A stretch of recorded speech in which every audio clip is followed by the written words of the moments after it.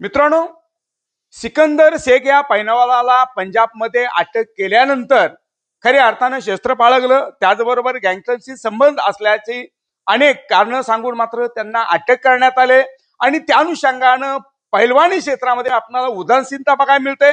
त्याचबरोबर सत्याला साथ आणि अन्यायाला लाथ मारणारे आपल्याला संपूर्ण महाराष्ट्रामध्ये ज्यांचं पैलवानी क्षेत्रामध्ये नाव आहे असे आपल्याला संतोष वेताळ आबा म्हणले की आपल्याला माहित असेल की सुरली गावचे हे सुपुत्र आहेत।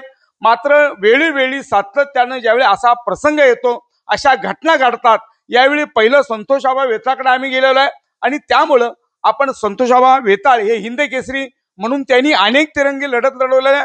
आबा, ज्या आपण पद्धतीने जी घटना घडलेली आहे, काय सांगाल की ही जे संपूर्ण षडयंत्र आहे ह्याबद्दल काय वाटतंय?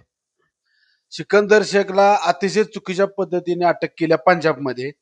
सिकंदर शेख हा खूप मोठा देशातील एक नंबरचा पैलवान आहे। उत्तर भारतातील पैलवानांचा दम नाही त्याला हरवण्याचा, म्हणून त्याने हा षडयंत्र रचून त्याला अटक कराय भाग पाडलं पंजाबमध्ये। सिकंदर शेख वर्षाला 5 कोटी रुपये कुस्तीच्या मधून त्याला मानधन मिळतं। त्याला 3 ते 4 लाख रुपये, 5 लाख, 12 लाख, 15 लाख पर्यंत त्याला फॉर्च्युनर गाडी असेल, तुम्हाला सांगतो थार गाडी, ट्रॅक्टर गाड्या, स्कॉर्पिओ गाड्या, कित्येक गाड्या त्याला मिळाल्या त्या। मग तुम्हाला मी एक जी सर्वसामान्य लोक आहेत या महाराष्ट्रातील, त्यांना माझा एक प्रश्न आहे की सिकंदर शेखला जर 4-4, 5-5 कोटी रुपये वर्षाला मिळत असतील तर सिकंदर शेख रिव्हॉल्वर विकू शकतो का, हा माझा पहिला प्रश्न। दुसरा माझा प्रश्न हा आहे, सिकंदर शेख हा आर्मीमध्ये 2 ते 3 वर्ष हवालदार या पदावरती होता।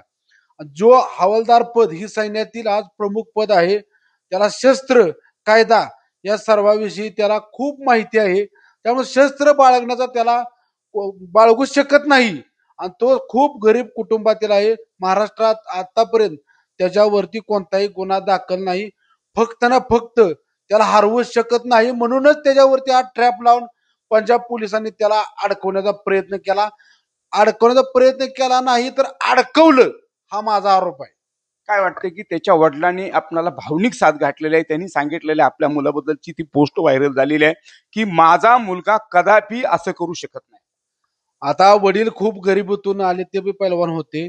माझा त्यांचा कालच फोन झाला वडिलांचा त्याच्या, तर ते हमाली करून त्याने आपल्या मुलाला पैलवानी केलं आणि त्यांनी विश्वास व्यक्त केला करणं साहजिक आहे की प्रत्येक आपल्या आई वडिलाला माहित असते की आपला मुलगा काय करू शकतो, काय करणार नाही।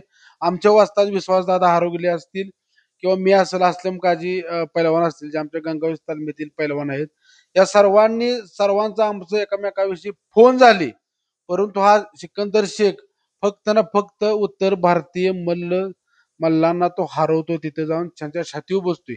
हा एकच राग मनात पकडून त्याला या ट्रॅपमध्ये अडकवलं, हाच आमचा आरोप आहे आणि हे सत्य आहे, ही समोर येईल महाराष्ट्राच्या। आणि म्हणून खऱ्या अर्थाने हे द्वेषाचं होतंय का, आणि त्यामुळं सिकंदर शेखला जरी अटक केली असेल, त्याच्यावरती अनेक आरोप केले असतील, तर मात्र हे आरोप पुटपट टिकतायत आणि त्यामुळं महाराष्ट्रातील अनेक पैलवान संघटना आहेत त्या उभ्या राहिलेल्या आहेत। पण मात्र सिकंदर शेखला अटक केल्यानंतर संपूर्ण महाराष्ट्रातील पैलवान वर्ग मात्र मोठ्या संख्येने आपल्याला एकवटलेला बघायला मिळतोय। Cameraman Tanmay Patil, reporter Sagar Patil, Karad.